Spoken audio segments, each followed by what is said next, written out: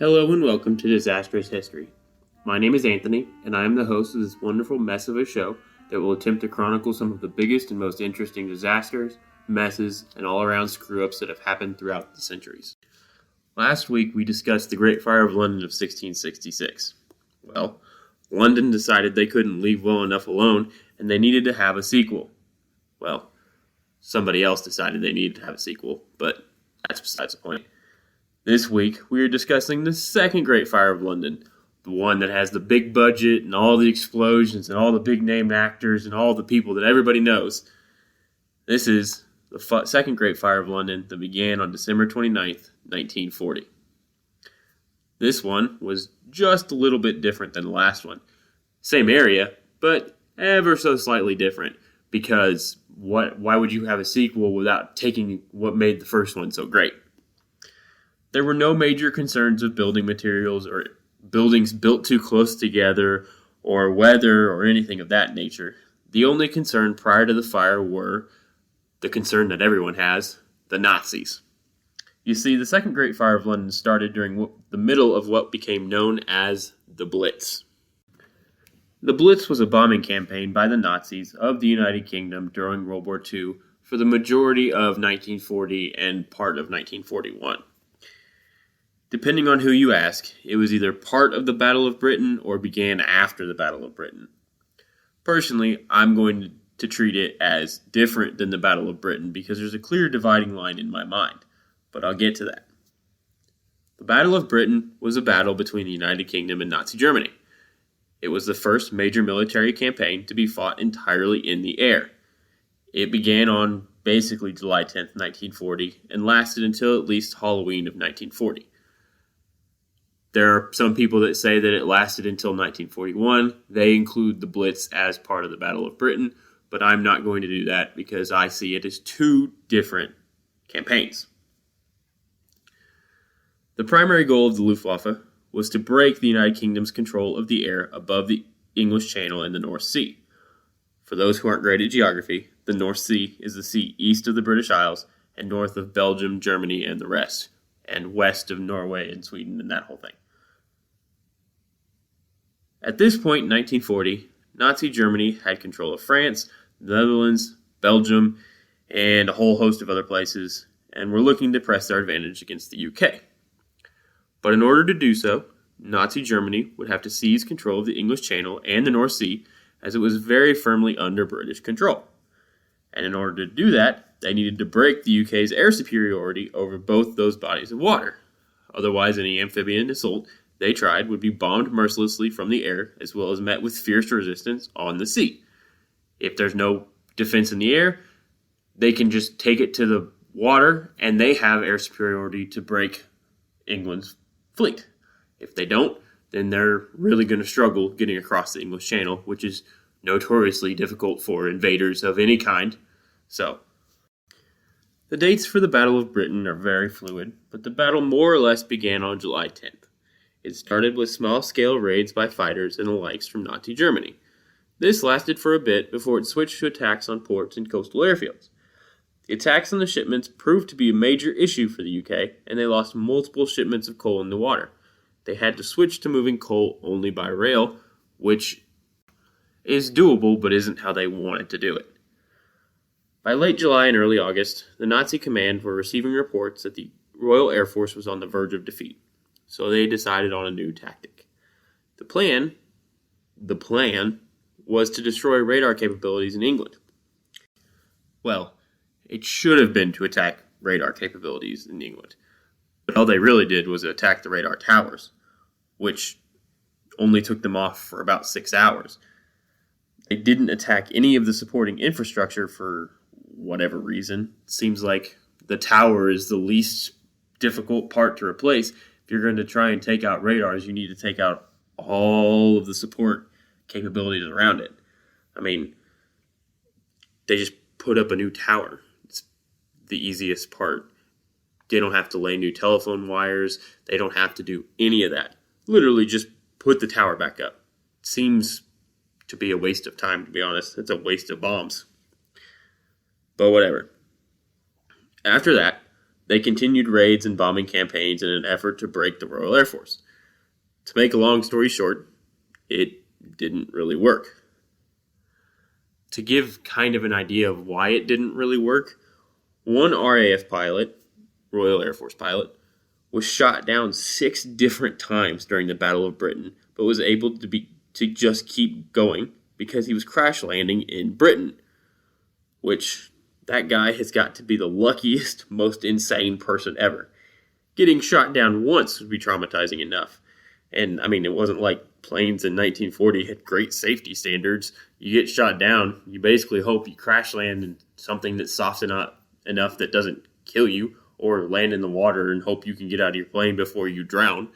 I mean, some people didn't even have parachutes. So, 6 times. That's crazy. And I'd love to give you this man's name, but he decided that he wasn't a hero, so he was going to give his story anonymously. And the 6th time he got shot down, he refused to talk about because, quote, absolutely nothing happened. So apparently getting shot down now is that's just an everyday thing for him. And the last one was completely uneventful, so he just doesn't want to talk about it. One of the times he got shot down, he felt bad because he landed the plane on the beach in England, but on the other side of the barbed wire fence from where they hadn't done scans for mines dropped by German planes. So they couldn't figure out how to get it back across the barbed wire fence and to the area that had been checked for mines, and he felt bad because he wasted so much money landing the plane there, and they can't use it at the moment.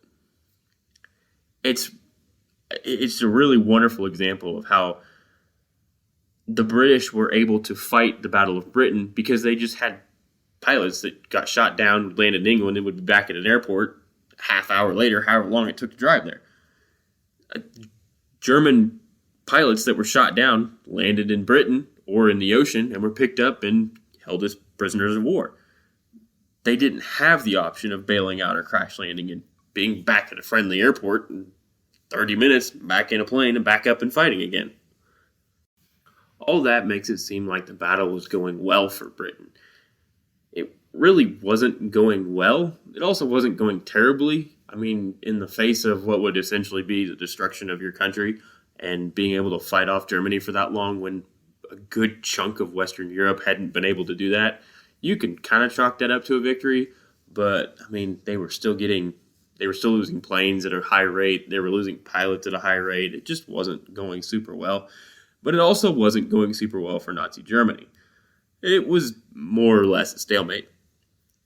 The Luftwaffe would damage airports and radar towers, and the British would fix them and have them up and running a few hours later, only for the next night for them to be damaged again and then have to repeat the process over and over again.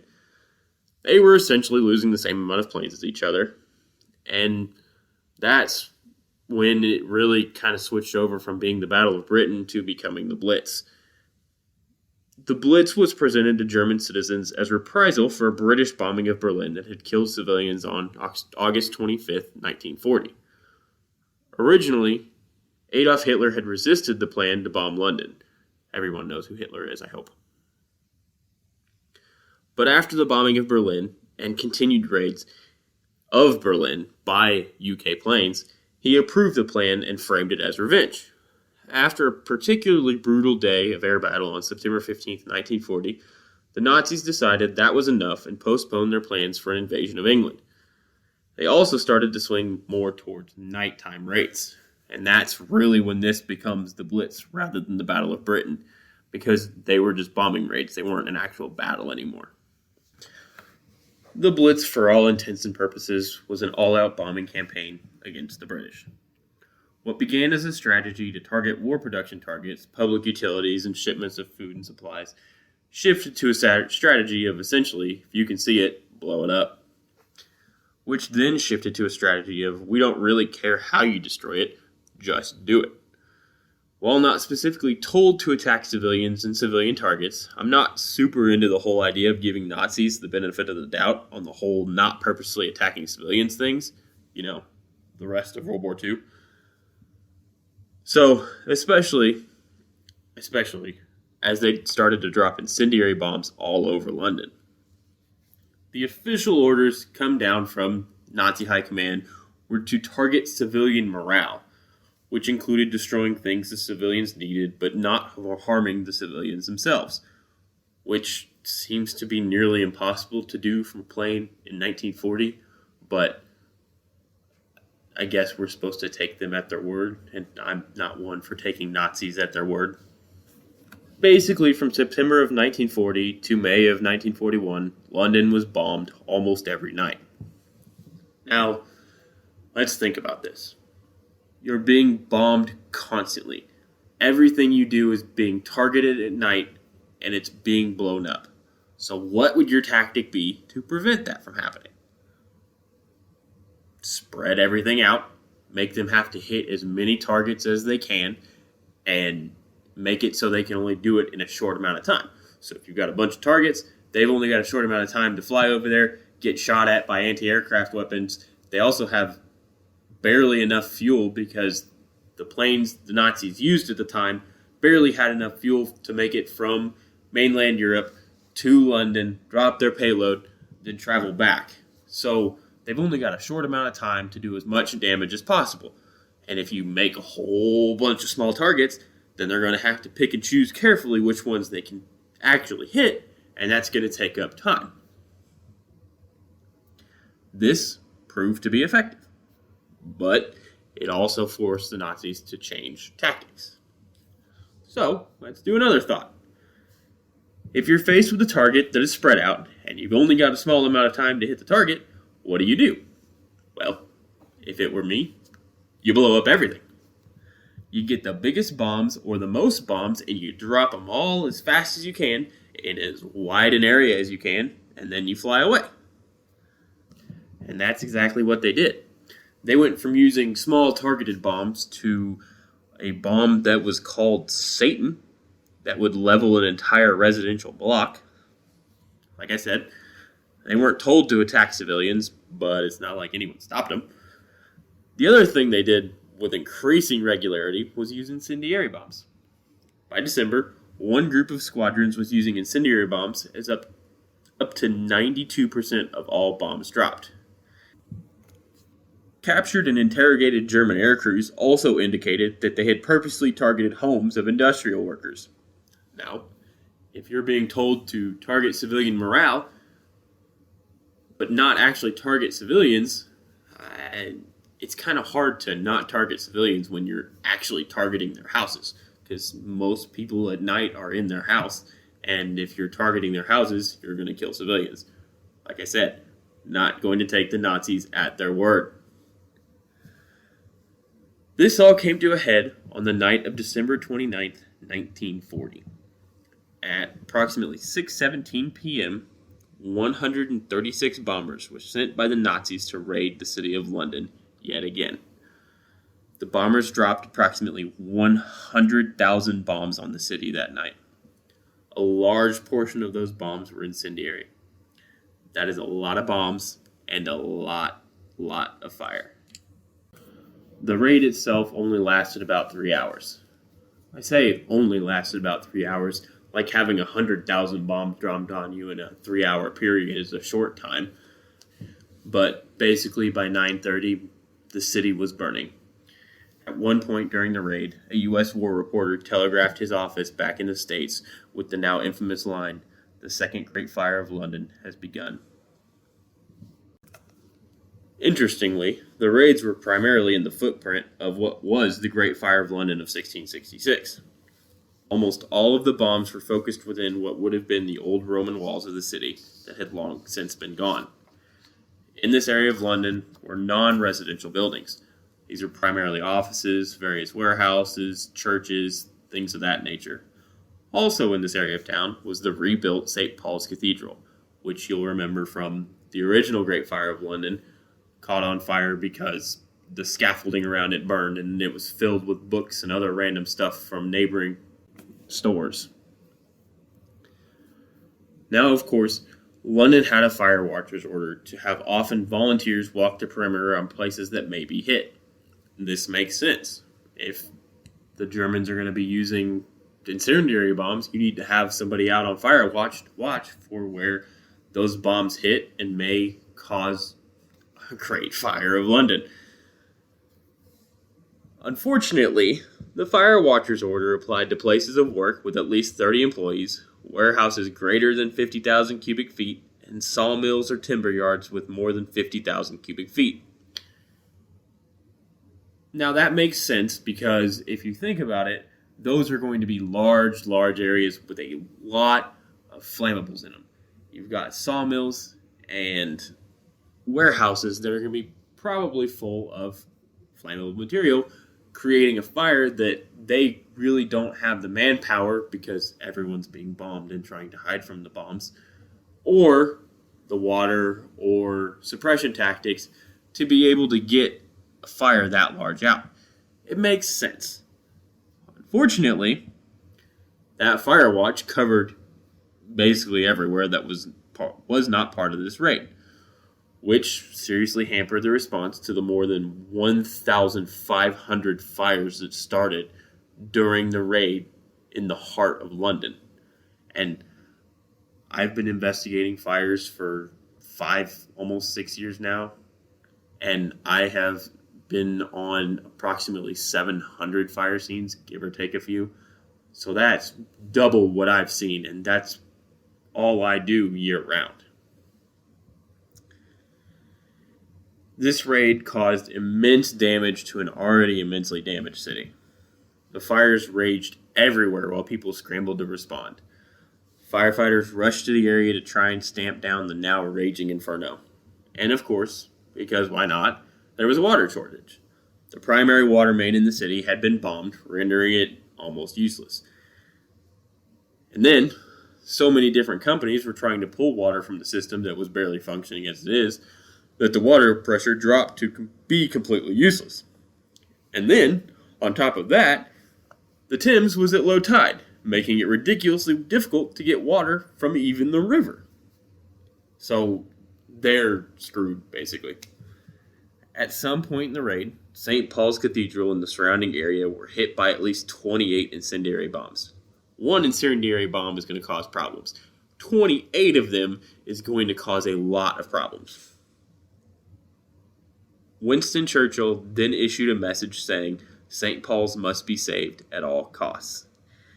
It has been rumored that Churchill ordered all firefighters to abandon fighting any other fire besides the ones raging around St. Paul's Cathedral. So, you've got the firefighters on the outside of St. Paul's Cathedral trying to put out the fires surrounding the building. Within the cathedral itself, the prevention of fire spreading fell to a group of volunteers known as St. Paul's Watch. Most of these volunteers weren't even firefighters. They were architects. They volunteered because they knew where the weaknesses of the building were. These brave volunteers spent the night extinguishing fires inside the building and doing everything they could to protect the building. With the fires raging around everywhere and the cathedral hit by so many incendiary bombs, it seemed like the cathedral would be lost again. But I'll let legendary American correspondent Ernie Pyle describe what happened next. Into the dark shadowed spaces below us, while we watched, whole batches of incendiary bombs fell. We saw 24 go off in 2 seconds. They flashed terrifically, then quickly simmered down to pinpoints of dazzling white burning ferociously. The greatest of all the fires was directly in front of us. Flames seemed to whip hundreds of feet into the air. Pinkish white smoke ballooned upward in a great cloud, and out of this cloud there gradually took a shape. So faintly at first that we weren't sure we saw correctly, the gigantic dome of St. Paul's Cathedral. St. Paul's was surrounded by fire, but it came through. It stood there in its enormous proportions, growing slowly clearer and clearer, the way objects take shape at dawn. It was like a picture of some miraculous figure that appears before peace-hungry soldiers on a battlefield. St. Paul's was saved and became an icon for British resolve throughout the rest of the Blitz and the war effort in general.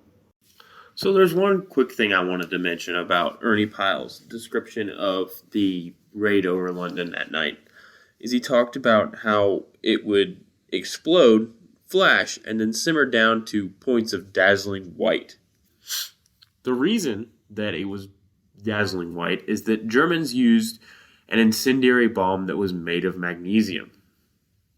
When magnesium burns, it burns a very, very bright white, and it burns fairly hot. Magnesium burns at a temperature of 5,610 degrees Fahrenheit. Wood, on the other hand, when it gets to basically its hottest temperature, burns at a little over 1,000 degrees Fahrenheit. Now, the other issue with having a magnesium fire, which is essentially what these were, is that you cannot extinguish magnesium with water. When you put water on magnesium, it reacts so violently, it splits the water molecule in half. So you're left with oxygen and hydrogen. Now, in a fire, you need oxygen, obviously. You need a fuel source, you need a heat source, and you need the chemical reaction to be uninterrupted. The literal definition of fire is a rapid chemical reaction involving release of heat and light in varying intensities. So when you have an oxygen, you have more oxygen for the already burning fire. And then when you have hydrogen, you have a fuel that is sitting there that is ready to explode. To sum up, water on magnesium fire, bad time. So how do we extinguish it? Well, you have to eliminate one of the sides of the fire tetrahedron. Yes, I know everyone was taught fire triangle. That is now incorrect. It is now a fire tetrahedron. The sides are now fuel, heat, oxygen, and the chemical reaction of the burning. To give a brief explanation as to why they added the fourth side to the fire triangle, you need to have the continued chemical reaction in order to have the fire continue to burn. So, in practice, in order to stop a fire, you need to remove one of the sides. So, foam or sand will remove the oxygen from the fire. Makes sense. Also, carbon dioxide can remove the oxygen from the fire. Water drops the heat. It also can disperse the fuel or spread the fuel away from the heat, thus extinguishing the fire. You can also physically remove the fuel from the heat source or the flames and extinguish the fire. You can also use what's called halon that will create a barrier of inert gas between the fuel and the oxygen and the heat source, thereby interrupting the chemical process and extinguishing the fire, essentially. That is why they made the change. So, in order to put out the fire, you need to remove one of those things. What they did in World War II was volunteers would carry around bags of sand to put on the burning magnesium to extinguish the magnesium, because putting the sand on it eliminates the oxygen from interacting with the magnesium, because when magnesium starts to burn, it reacts violently with the oxygen in the air and will continue to burn at a very, very high temperature, as we discussed. The other thing with incendiary bombs in World War II, especially with the Nazis, is they would have the magnesium in them, and then they would also have a small explosive charge. So, when they landed on roofs, they would explode, and then the explosion would have the combined effect of pushing the magnesium through the roof and also igniting the magnesium, because magnesium needs a significant amount of energy to start burning. Therefore, you've got an explosion to do damage and put the magnesium that's currently burning inside of the house to make a bigger fire. 160 civilians died in the raid. 14 firefighters responded to their last call and lost their lives fighting the fire. 500 people were injured in total, half of those firefighters. So that's basically a long-winded way of explaining why Ernie Pyle said that there were a blinding white burning after they viewed the incendiary bombs exploding. And I'm very sorry about the fire tetrahedron. I don't make the rules, I just follow them. But anyway, finally, they were able to extinguish most of the fires burning within the city. But unfortunately not without great loss. The city lost 31 guild halls, 19 churches, and essentially the entire publishing industry in London. It is estimated that 5 million books were burned during the fire. One painful story from the fire An artist by the name Leonard Roseman was serving with the Auxiliary Fire Service on the night of the raid. He was fighting a fire on Shoe Lane when he was relieved of his hose by two young firefighters. As soon as Roseman handed off the hose and started to walk away, a nearby wall collapsed and killed one of the firefighters. All in all, the Second Great Fire of London eventually consumed a larger area of London than the First Great Fire of London. It also had a higher officially confirmed death toll, like all good sequels do. It would be remiss not to mention the eventual firebombings of German cities near the end of the war, especially the bombing of Dresden in 1945. While not often specifically brought up as retaliation for the firebombing of London, it is hard not to draw a similar conclusion that those attacks were cold-blooded revenge upon civilian populations, especially with the widespread and almost indiscriminate bombing of civilian areas. Especially in Dresden, most of those were war refugees, most of those were not military targets. It's really hard not to draw the conclusion that was nothing but revenge. And that brings us to the end of this week's episode. Thank you for listening to Disastrous History. I hope you enjoyed it. Remember, you can follow us on Twitter at DisastrousHSTRY and on Instagram at DisastrousHistory. Stay safe and remember to change your smoke detector batteries.